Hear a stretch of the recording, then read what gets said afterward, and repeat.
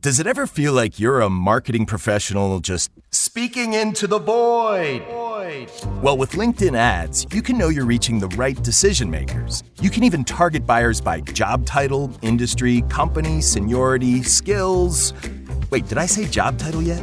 Get started today and see how you can avoid the void and reach the right buyers with LinkedIn ads. We'll even give you a $100 credit on your next campaign. Get started at linkedin.com/results. Terms and conditions apply. Hey, it's Ryan Reynolds here from Mint Mobile. Now, I was looking for fun ways to tell you that Mint's offer of unlimited premium wireless for $15 a month is back.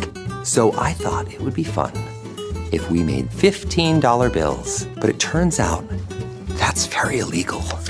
So there goes my big idea for the commercial. Give it a try at mintmobile.com/switch. Upfront payment of $45 for 3-month plan, equivalent to $15 per month required. New customer offer for first 3 months only. Speed slow after 35 gigabytes if network's busy. Taxes and fees extra. See mintmobile.com.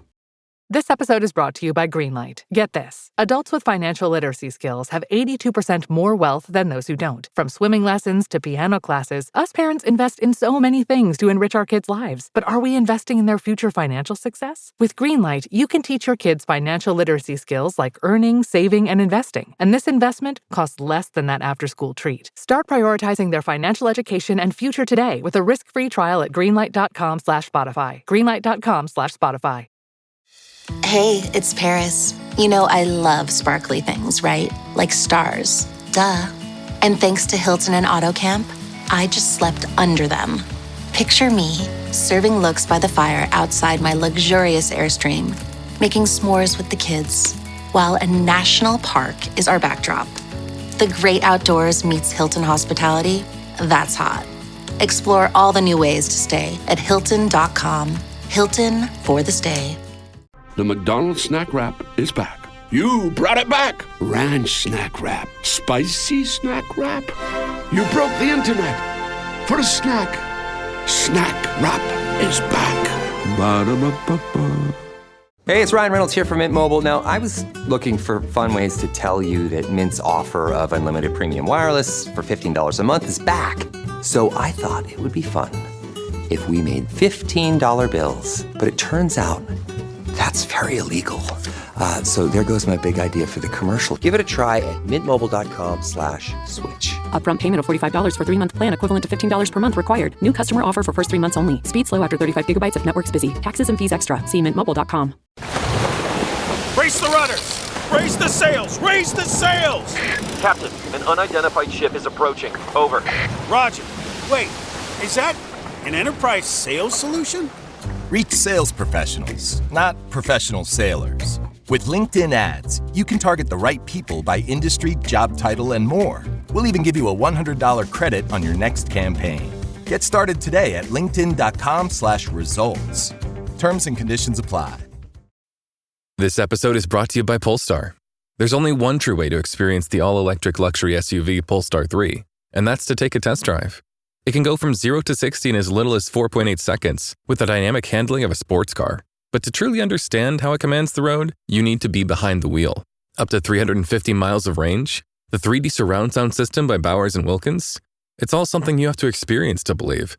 So book your test drive for Polestar 3 today at polestar.com. If you went on a road trip and you didn't stop for a Big Mac or drop a crispy fry between the car seats or use your McDonald's bag as a placemat, then that wasn't a road trip. It was just a really long drive. Ba-da-ba-ba-ba. At participating McDonald's. Welcome to the HCI family of podcasts. We're your source for personal, professional, and organizational growth and development. We share our own original research, explore industry trends, and interview executives and thought leaders from across the globe. Join us for practitioner-oriented content around all things leadership, HR, talent management, organizational development, and change management. Maximize your personal and organizational potential with the HCI family of podcasts. Lisa DeAngelis, welcome to the conversation today. Thanks, John. It's great to be here. It is a pleasure to be with you. You're joining us from Manhattan. I'm south of Salt Lake City in Utah. And today we're going to be talking about your recent book, Embracing the Unknown, Exploring the Pathways to Change. This is something I really think a lot about. I think a lot about organizational change. I think a lot about societal change. And your book touches on a variety of different forms of change, also individual and personal change. So we're going to try to unpack this a little bit and explore, change generally, how that applies into our lives, into our work, and why it's so important for us in this modern era of complexity and nuance and rapid disruption for us to lean into change and to be more and more comfortable with the constant change that's happening all around us. As we get started, I wanted to share Lisa's bio with everybody. Lisa DeAngelis is a holistic change practitioner, author, teacher, and speaker. She is passionate about building meaningful relationships and helping others live authentically. Her debut book, Embracing the Unknown, Exploring the Pathways to Change, offers research, wisdom, and aspirational stories that will empower and support others in learning to navigate change in their own lives. Lisa's own unfolding journey has established her commitment to living with intention and purpose and helping others walk through the meaningful intersections of their lives. An avid traveler, singer, and lover of the arts, Lisa lives and works in New York City. I have to ask, I always want guests to share anything else about themselves that they want the audience, to know about them. But I also have to ask about the singing. What kind of singing are you involved in? I'm a singer, an amateur singer. I sing in choirs and things like that. I always have since I was younger. I was a theater kid and sang in choirs, and I still do to this day. Just last night, I had a 2-hour rehearsal with my community choir. So, what kind of singing do you do? That's so great. I was actually a classically trained singer. I did my undergraduate in voice, and Nice. was the direction I thought my life was going to go. And I lovingly at this point look back and say my life has been a series of best laid plans that did not, in fact, go according to best laid plans. And that was one of them. I knew very quickly I didn't want to pursue performing as a career. And that left me going, well, this is all I've done up till now. How do I pivot? And my professional career has been a series of pivot after pivot after pivot into some really interesting directions and spaces, which is probably one of the reasons I'm so interested in this topic of what it really means to change, and not just making a decision, but really over the course of a life, over the course of time, and what that looks like to allow us to evolve as people. Yeah, interesting. Well, you might have already started to share a little bit based on your personal evolution, but anything else you would like to share about your own background before we dive on in more broadly into the book? I think the only thing I'd love to share is the sort of hilarious piece to this personal change side, where I have so many people that I encounter that I will say, "Oh, that is such a great idea, but I don't really need that." Mm-hmm. And it always makes me laugh because I think, gosh, if there is one constant in life, which of course we all know this phrase, the only constant in life is change, it's something we all have to deal with. But I just began to wonder why we have such a resistance to the topic, to the relationship of change with change, and to really dive into what it means to not only just deal with it and figure out some tools and resources, but how to embrace it. And the word embrace itself, I think, reflects kind of who I am and how I approach the world, because it's not just a resignation of some sort. It's really this moment of wrapping your arms around something and saying, I'm going to find a way to bring this into my life in a meaningful way that allows me to use it to grow. Yeah. Well, you asked the question why. I mean, I think we all know it's human nature, right? Right. We tend to resist change. We tend to put up walls, and we like things to be comfortable, consistent. We at least like to pretend like things are kind of consistent, that we have some control. And there's an evolutionary psychological reason for that, right? And through evolution, we're tribal. We would surround ourselves. We would try to protect ourselves. All of that leads to why we don't like change as a species. That's hard, though that's hardwired into our brains. If we can recognize that is happening, in our hardwiring, we can also then learn to kind of set that aside, because the modern realities of the world we live in, it's different than, the fight or flight kind of realities that our predecessors might have been dealing with, when they literally, it was life and death to be dealing with things that were different. If they experience new different things that they weren't familiar with, it literally could mean death for them, for their families, right? Today, we don't, that's not what change looks like for us, but we still have that kind of response mechanism, you know? And Yes. so that's why we respond that way. And if we just recognize that, we don't need to have that same kind of visceral response, but we tend to. And so nobody, again, nobody tends to like change. We're resistant to it.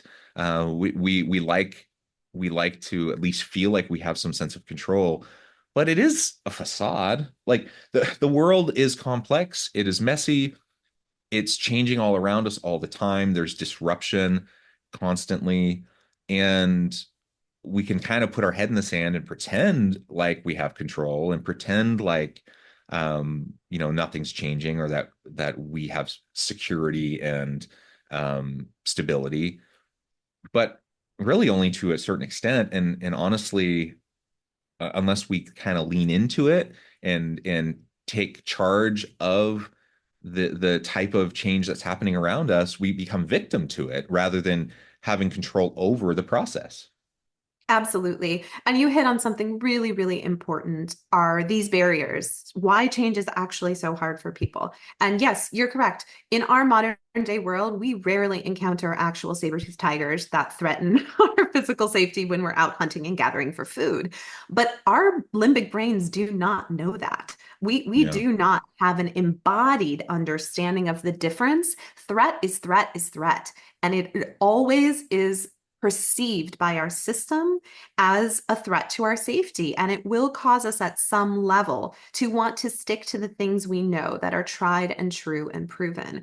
But there's also research that shows that we can rewire those pieces of our internal systems. We can become aware of our habits. We can learn to make different choices, but we don't know what we don't know. And we have to bring that up to our awareness first.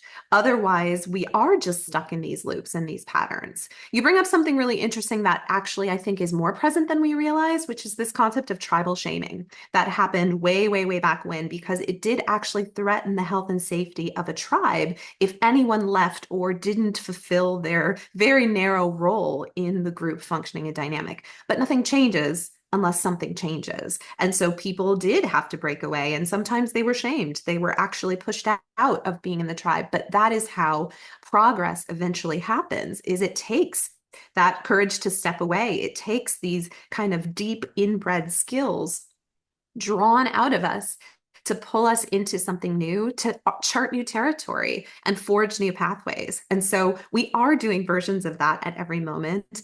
It's not as do or die as it may have been in a much, much, much older survival situation, but our bodies don't always know the difference. So this is where it becomes really important to bring this into our open awareness.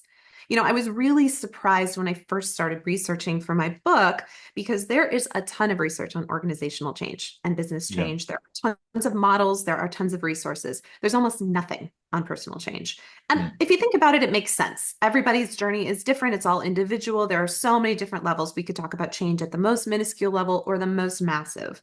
But there's very little that has been distilled on what to do. So where does that leave us? And we can draw from some of these organizational change methods as a starting point, but I think we need to recognize that we are the X factor, right? We can't control ourselves the way we might be able to control conditions in a business situation, but we are the key part of what creates constant evolution for ourselves in whatever way we show up, whether that's our professional life, our personal life, or just whatever we do as a passion or hobby. Yeah, yeah. I love that. And one thing that it just reminds me, like, because of the hardwiring and the rewiring that takes work, right? Because we're not naturally inclined towards change. Like, it really, and the tribal shaming and like just all of that, like, it takes work and it takes courage. It takes courage to be open to change. And I'm just thinking of, like, within my own family line, as you were talking about the tribal shaming piece, and not that far back, like my own grandfather, I'm thinking, the family stories about how he was the first to kind of break away. He left the family farm. He was disowned for leaving the family farm to go off to college. He was the first one to go to college.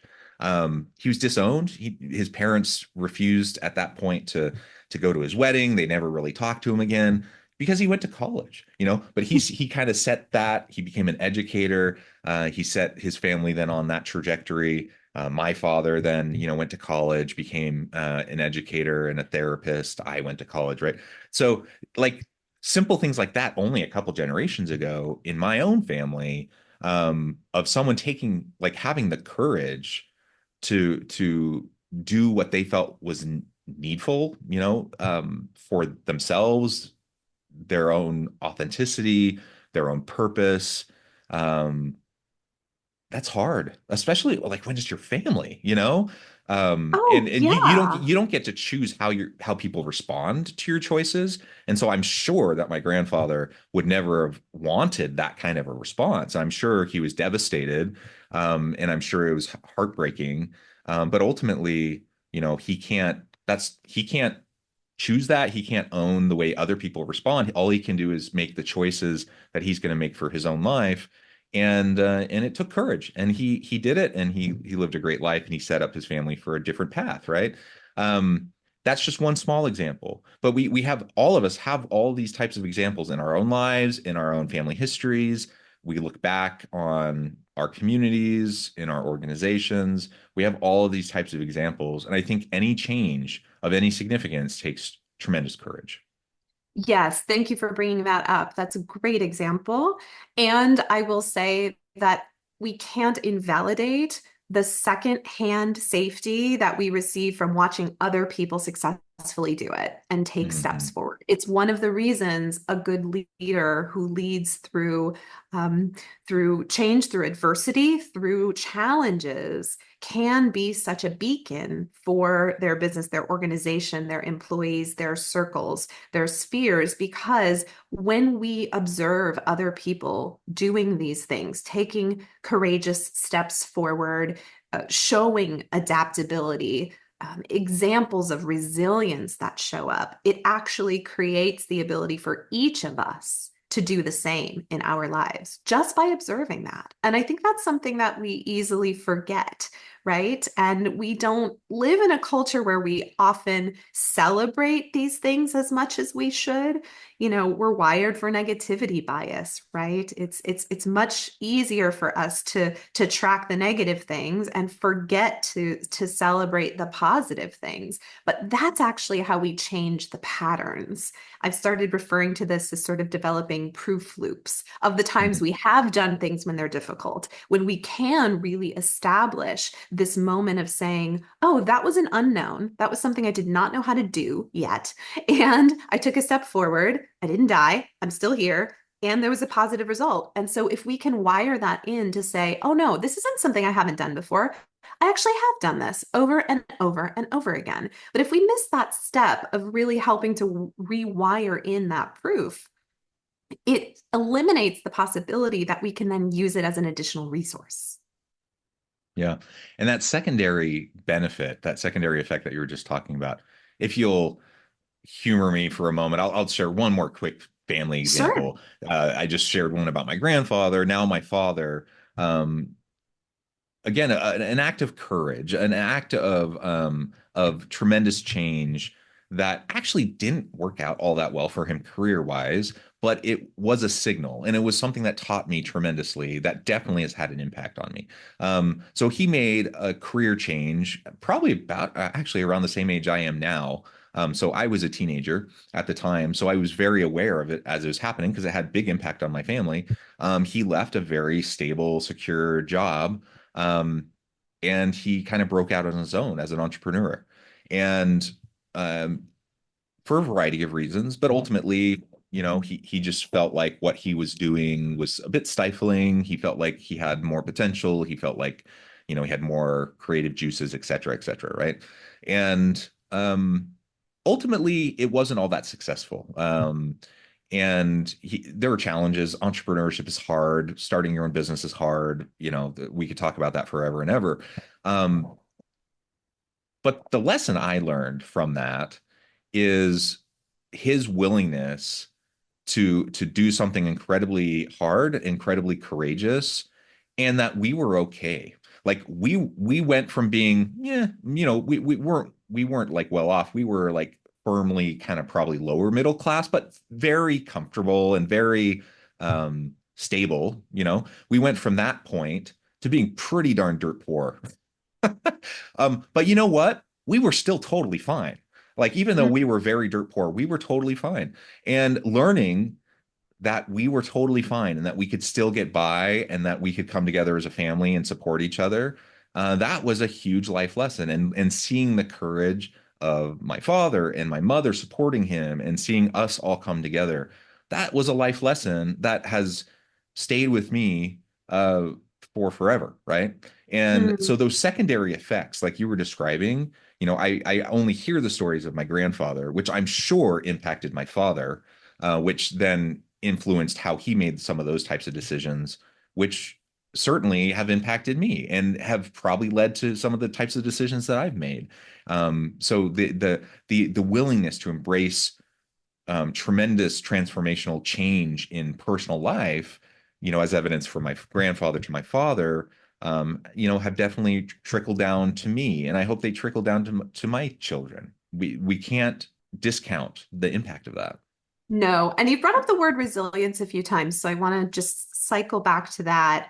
As I mentioned, when I was doing research for my book, I was at first I was struggling to figure out, okay, how do I build in research? How do I get people to connect with how this really applies to our lives? So I started going really out of the box, and I found a fascinating research study on resilience in social infrastructure in ant colonies, in insect systems. Interesting. And I thought, okay, now this is right up my alley, right? Like, okay, what do ants have to teach us about resilience, right? So they did this study showing how colonies of ants responded to disruption, right? And there were three main ways that the colonies responded. One of them was to invest in strong infrastructure to begin with, so they could be as resistant to the disruption as possible, right? And in the face of a threat, other colonies could quickly redirect energy and resources to sort of, put things where they're needed, hold this, go here, and really kind of put things where they were necessary to do that. And there was a third group that they just basically let it burn down and focused on the rebuilding. And I thought, wow, there is something really interesting there for us to consider. What does it look like to build your layers of resilience to allow for any of these types of situations to arise in your life, where you are not so thrown off by disruption where you feel like you have no options? Because it's really never that we don't have choices. It's just we have to let go of our controlled outcome of what we thought it was going to be.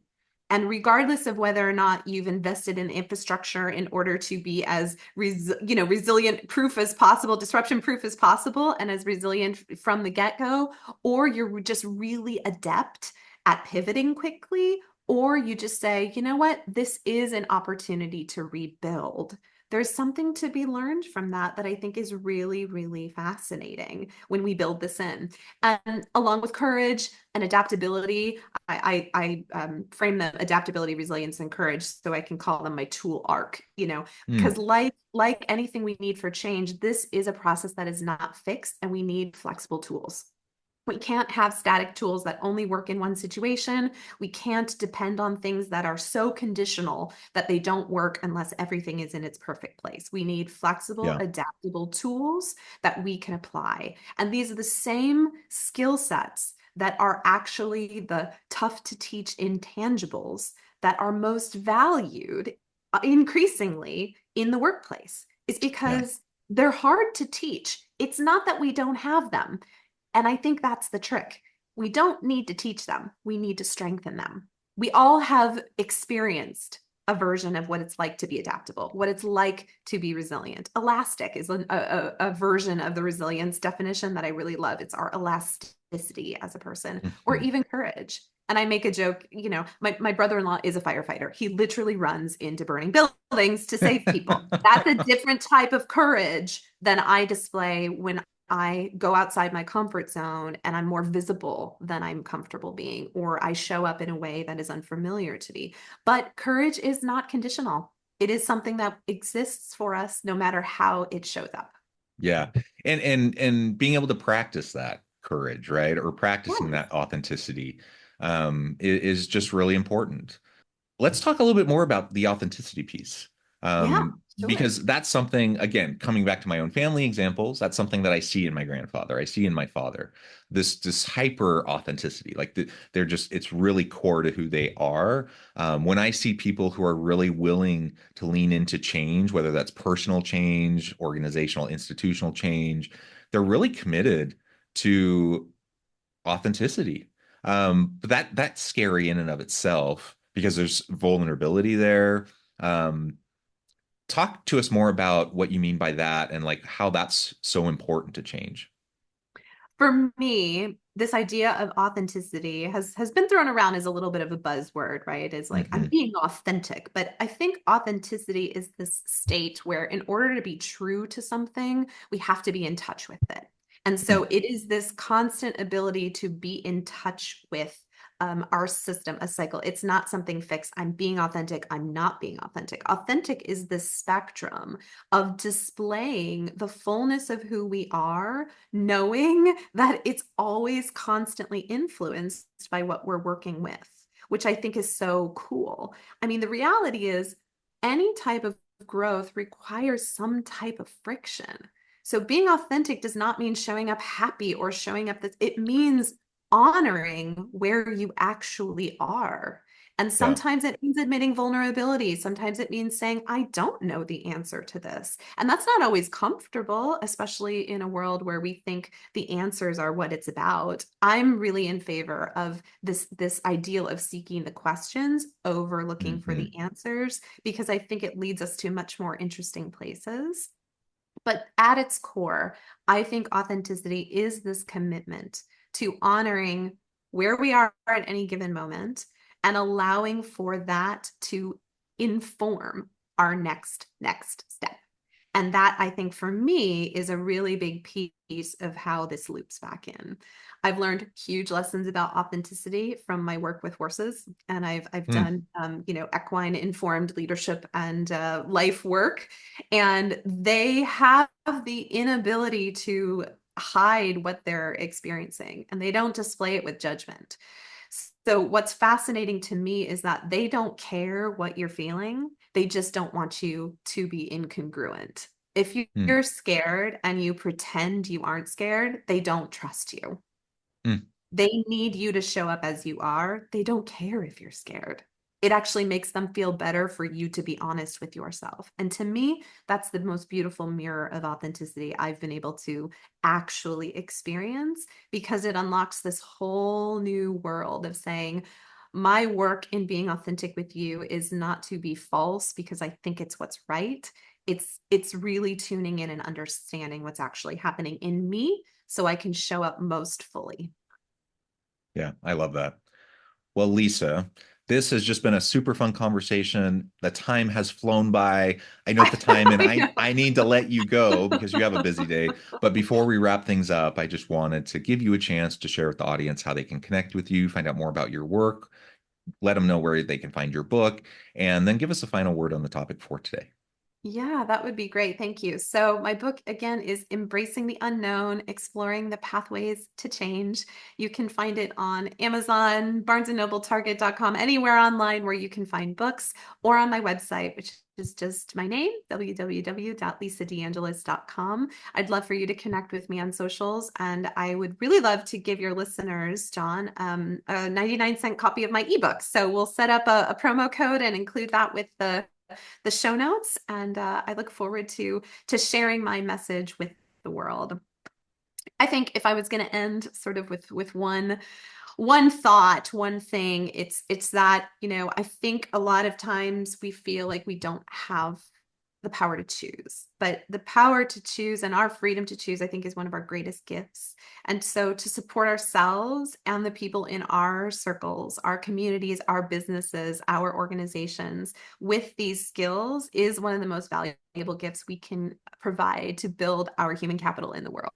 And I think that's one of the most beautiful things is human capital is something that its impact is really greater than the sum of its parts. And I think we have the opportunity to do that every time we move forward, even when it's difficult, even when it's hard, and even when we don't know what's ahead. It's a gift. I love it. It is a gift. Lisa, thank you so much. It's been a real pleasure. I encourage the audience to reach out, to get connected, find out more about what Lisa can do for you, check out her book. And as always, I hope everyone can stay healthy and safe, that you can find meaning and purpose at work each and every day. And I hope you all have a great week.